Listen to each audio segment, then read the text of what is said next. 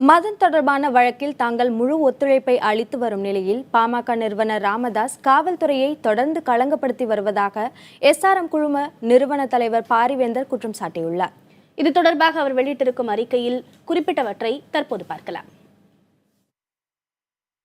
பாரிவேந்தர் வெளியிட்டுள்ள அறிக்கையில் ரஜினிகாந்த் தொடங்கி விஜயகாந்த் வரை தமது வரட்டு மிரட்டல்களால் பெயர் வாங்கிய ராமதாஸ் தற்போது மதன் வழக்கில் தாமே புலன் விசாரணையும் செய்து தாமே தண்டிக்கும் தலைமை நீதிபதியாகவும் துடிப்பதை அடிக்கடி அவர் வெளியிடும் வெற்று அறிக்கைகள் வெளிப்படுத்துவதாக குறிப்பிட்டிருக்கிறார்.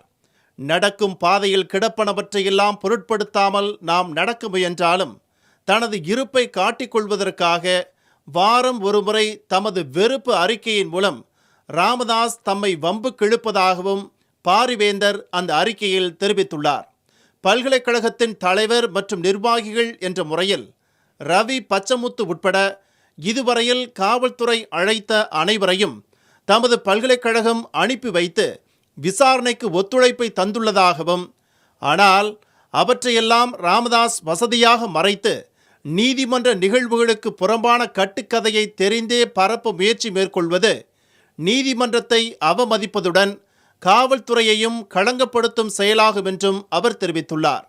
புகாரில் உள்ளதை காவல்துறை விசாரித்துதான் முடிவெடுக்குமே தவிர புகாரில் உள்ளபடியே ஒப்புக்கொள்ள வேண்டும் என்றால் அதை ராமதாஸின் மகள் மீதான நில அபகரிப்பு வழக்கிலிருந்தே தொடங்கலாமே எனவும் கேள்வி எழுப்பியுள்ளார்.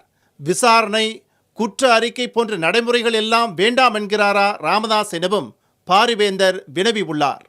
தம்மிடம் ஒரு வழக்கு தொடர்பான தகவல் இருந்தால் அதை தாராளமாக காவல்துறைக்கு தெரிவிப்பதை விட்டுவிட்டு உள்நோக்கம் கொண்ட ஓர் ஊடக நிறுவனத்துடன் ஒப்பந்தம் செய்து கொண்டதை போல் செயல்படுவது ஏன் என்றும், ஒருவேளை சிபிஐ குற்றவாளிகள் என்ற அடிப்படையில் அண்மையில் ஏற்பட்ட நெருக்கம்தான் காரணமோ என்றும் அவர் கேள்வி எழுப்பியுள்ளார். ஒரு வழக்கின் புலன் விசாரணையை நியாயமாக நடத்த விடாமல் திசை திருப்பும் எண்ணத்துடன் தொடர்ந்து காவல்துறை மற்றும் நீதித்துறை மீது களங்கம் கற்பிக்கும் ராமதாஸ் மீது காவல்துறையும் நீதிமன்றமும் உரிய நடவடிக்கை எடுக்க வேண்டும் என்றும் பாரிவேந்தர் தமது அறிக்கையில் கேட்டுக்கொண்டுள்ளார்.